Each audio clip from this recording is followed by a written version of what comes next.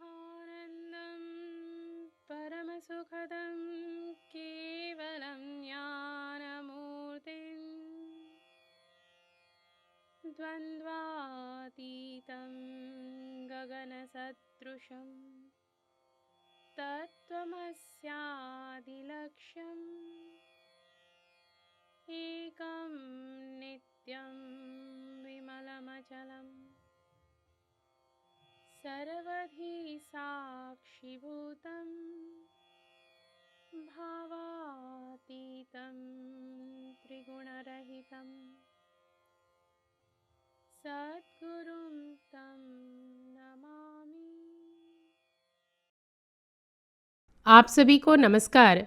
धर्मधारा के सत्संग श्रृंखला में मैं तनुजा ठाकुर आपका हार्दिक स्वागत करती हूँ।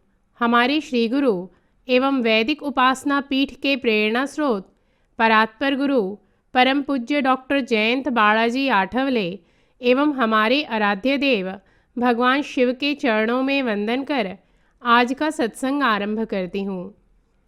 आज का विषय है, क्यों हानिकारक होते हैं नॉनस्टिक के बर्तने। पौष्टिक और स्वास्थ्यवर्धक तत्वों से भरपूर भोज्य पदार्थ को यदि योग्य बर्तन में न पकाया जाए तो इनके लाभ मिलने के स्थान पर स्वास्थ्य को हानि भी हो सकती है। अतः आज हम यह जानेंगे कि अच्छे और आधुनिक कहे और दिखाई देने वाले नॉनस्टिक के बर्तनों में भोजन पकाना स्वास्थ्य के लिए हानिकारक क्यों है। नॉनस्टिक बर्तनों का उपयोग करने से तेल की मात्रा भोजन में अल्प प्रमाण में लगती है, भोजन जलता नहीं है, इसमें दाग नहीं लगते, मांजने में भी सरल होता है। ऐसे अनेक कारण बताकर यह भोजन पकाने वाले बर्तनों में सबसे अधिक लोकप्रिय हो गया है। किंतु क्या आपको ज्ञात है कि ऐसे बर्तनों के उपयोग से आपके स्वास्थ्य को कई प्रकार की गंभीर समस्याओं से जूझना भी पड़ सकता है। आधुनिक शोधों से यह सिद्ध हो चुका है कि इन बर्तनों की नॉनस्टिक परत आपको रोगी बनाने में अत्यधिक सहायक होते हैं। नॉनस्टिक के बर्तन थायराइड रोग हेतु पोषक होता है। पीएफओ एक प्रकार का रासायनिक घटक होता है और इसके शरीर में पहुंचने पर थायराइड होने की आशंका बढ़ जाती है। नॉनस्टिक बर्तनों में भोजन बनाने से यह घटक शरीर में सहज ही पहुंच जाता है। इसीलिए नॉनस्टिक बर्तनों का उपयोग टालें, क्योंकि थायराइड की समस्या एक महामारी समान भारत देश में फैलने लगा है। शरीर की प्रतिरोधक क्षमता को अर्थात इम्यून सिस्टम को ये बर्तने घटाते हैं। ऐसे बर्तनों में भोजन बनाने से एक तो व्यक्ति के शरीर में ऐसे तत्व पहुंच जाते हैं जिससे कई प्रकार के रोग होने की आशंका हो जाती है और साथ ही शरीर की प्रतिरोधात्मक क्षमता भी न्यून हो जाती है। नॉनस्टिक बर्तनों में भोजन बनाने से शरीर में लोहे की अर्थात आयरन की न्यूनता की आशंका बढ़ जाती है। इससे अस्थियां अर्थात हड्डियां अशक्त हो जाती हैं। लोहे या पीतल के बर्तन में भोजन बनाने से शरीर को अधिक से अधिक आयरन मिलता है। इसीलिए भोजन बनाने हेतु पारंपरिक बर्तनों का ही उपयोग करना अधिक उपयुक्त होता है। नॉनस्टिक के बर्तन आपके यकृत अर्थात लिवर को भी हानि पहुंचा सकता है।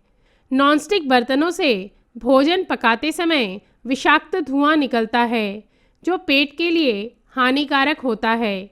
एक शोध के अनुसार नॉनस्टिक बर्तनों को बनाते समय प्रयुक्त होने वाले ऑर्गेनिक कंपाउंड्स और डायबिटीज़ में सीधा संबंध पाया गया है। यदि आपके घर में कोई सदस्य ऐसा है जिसे पूर्व से ही यकृत अर्थात लिवर की समस्या है तो आपके लिए अभी से नॉनस्टिक बर्तनों का उपयोग छोड़ देना ही श्रेयस्कर होगा।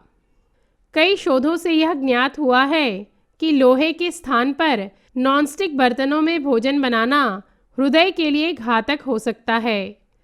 शरीर में हाई ट्राइग्लिसराइड बढ़ने से हृदय आघात अर्थात हार्ट अटैक हो सकता है, जो नॉनस्टिक बर्तनों में भोजन बनाने से शरीर में पहुंच ही जाता है। इसीलिए नॉनस्टिक बर्तनों से दूरी बनाए रखना बुद्धिमानी है।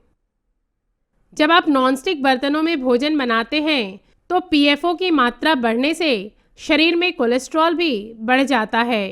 कोलेस्ट्रॉल का बढ़ना स्वास्थ्य के लिए हानिकारक होता है, यह सर्वविदित है। इससे कई अन्य रोगों का जन्म हो सकता है। इसीलिए उचित होगा कि आप लोहे, पीतल या मिट्टी के बर्तनों का ही उपयोग करें। नॉनस्टिक बर्तनों में अधिक समय तक पका हुआ भोजन रखने से ऐसे तत्व उत्पन्न होते हैं जिसकी मात्रा शरीर में अधिक होने पर कर्क रोग अर्थात कैंसर जैसा घातक रोग भी हो सकता है। नॉनस्टिक बर्तन जब उपयोग करते करते पुराने हो जाते हैं तो उसमें चिपके रासायनिक द्रव्य भोजन में सहजता से मिल जाते हैं और शरीर में जाकर एकत्रित हो जाते हैं। ये सारे तत्व विषाक्त होते हैं और नॉनस्टिक बर्तनों के उपयोग के बंद करने के पश्चात भी उसके विषाक्त रासायनिक द्रव्यों को शरीर से बाहर निकलने में कम से कम 4 वर्ष तक की अवधि लग सकती है। देखें, पाश्चात्यों की आधुनिक वैज्ञानिक देन से हमें किस प्रकार के शारीरिक कष्ट हो रहे हैं।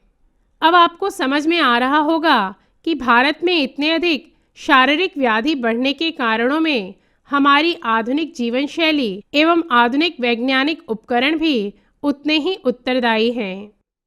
आज हिंदुओं को धर्म और अध्यात्म सिखाने से पूर्व ऐसी सामान्य ज्ञान की बातें बताना अति आवश्यक हो गया है।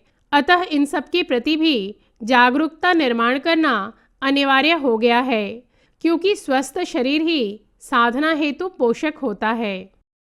इन्हीं शब्दों के साथ हमारे श्री गुरु परम पूज्य डॉक्टर आठवले एवं भगवान शिव के चरणों में कृतज्ञता व्यक्त कर आज का सत्संग समाप्त करती हूँ। धर्म और अध्यात्म से संबंधित धर्मधारा के सत्संग श्रृंखला में हम नए तथ्यों के साथ पुनः उपस्थित होंगे। तब तक के लिए नमस्कार। जयतु हिंदू राष्ट्रम। ॐ पूर्णमदः पूर्णमिदं पूर्णात् पूर्णमुदच्यते